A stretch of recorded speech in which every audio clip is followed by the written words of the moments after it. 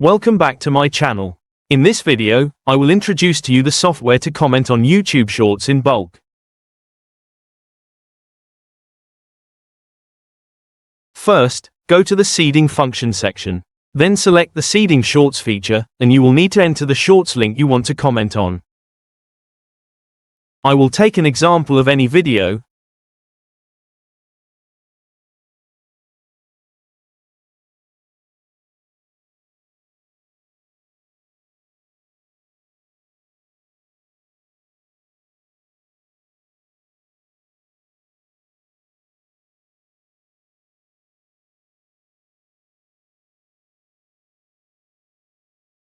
OK, and we will copy this video link and paste it into the software.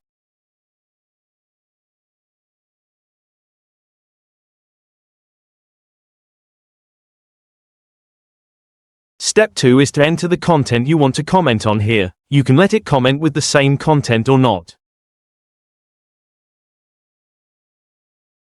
Finally, select your account category and click the Start button. Let's see it work.